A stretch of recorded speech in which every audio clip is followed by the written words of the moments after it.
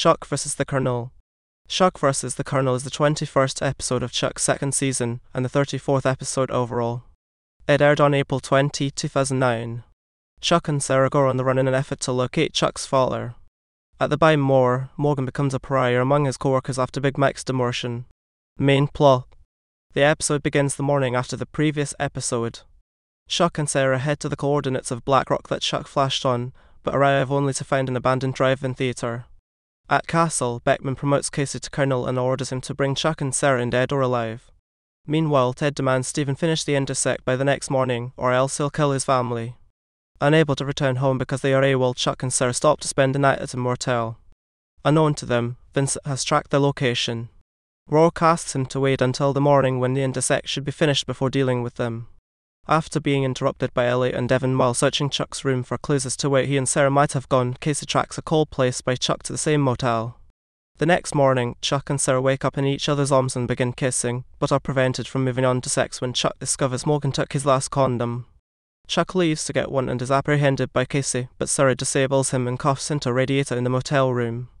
As they prepare to leave, several Fulcrum operatives arrive and Chuck persuades Sarah to go back for Casey, who has already freed himself by tearing out the radiator and who confronts Chuck at the car.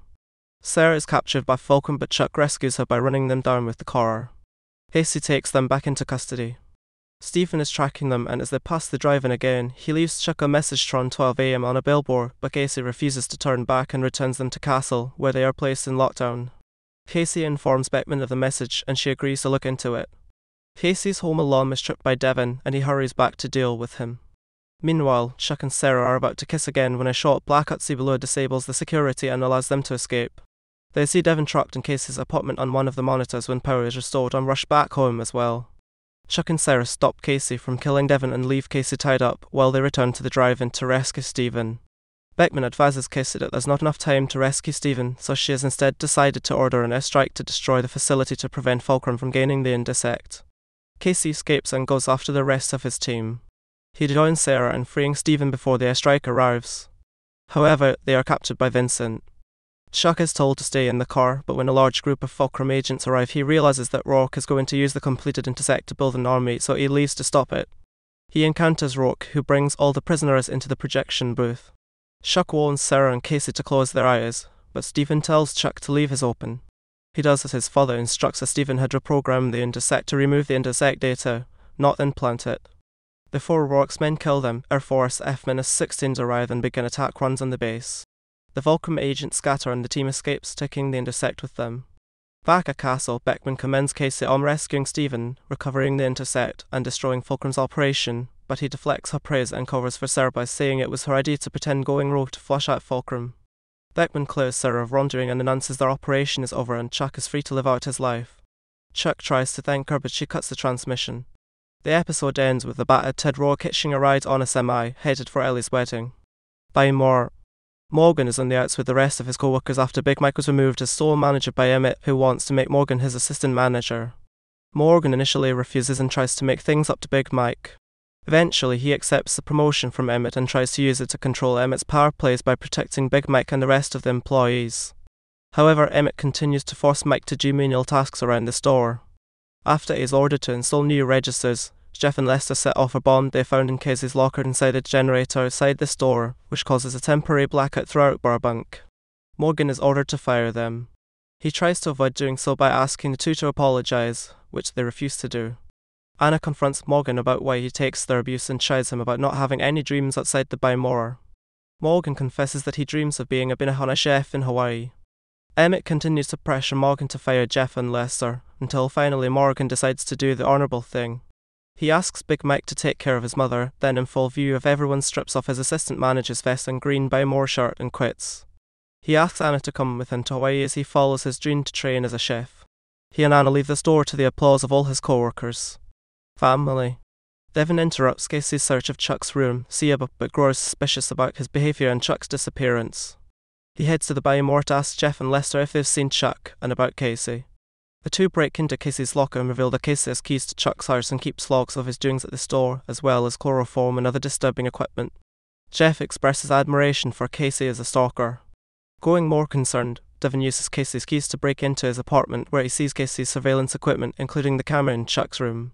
He tries to gain access to Casey's computer, but trips an alarm which locks him in. Casey, alerted to his intrusion, returns to his apartment. Devon confronts him about his intrusion into Chuck's privacy and defends himself when Casey tries to kill him.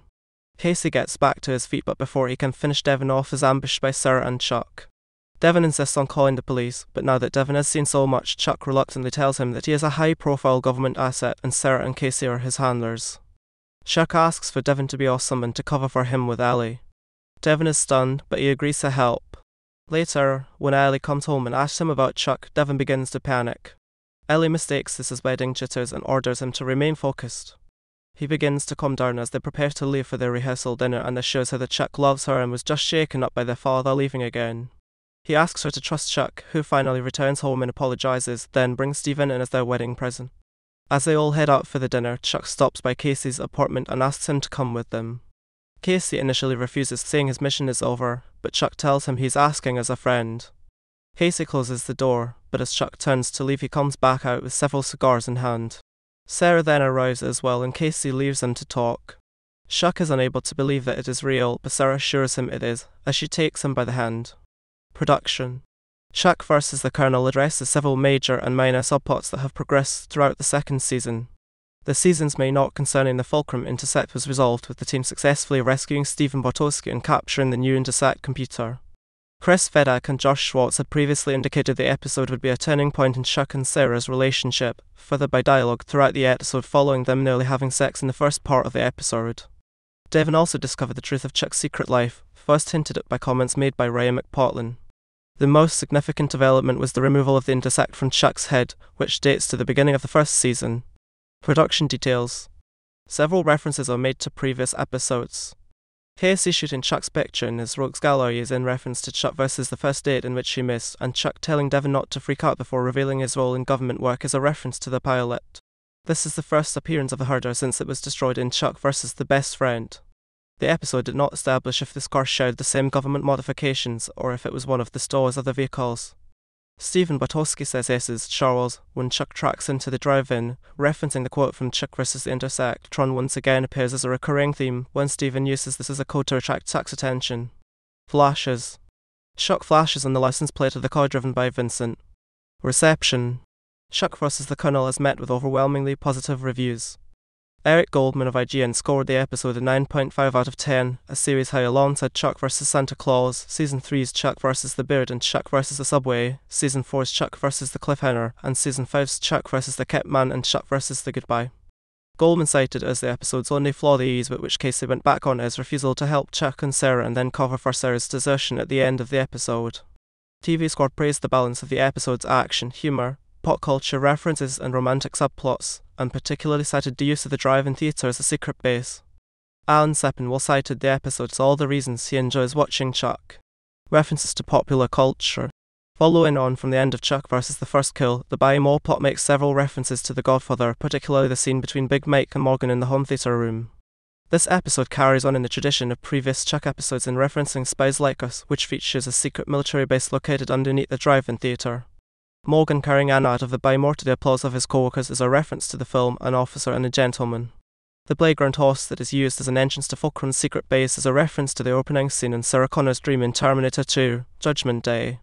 Chuck telling Casey and Sarah to close their eyes when Rourke stops the Intercept refers to the scene in Raiders of the Lost Ark when Indiana Jones tells Marion to do the same when the Nazis open the Ark.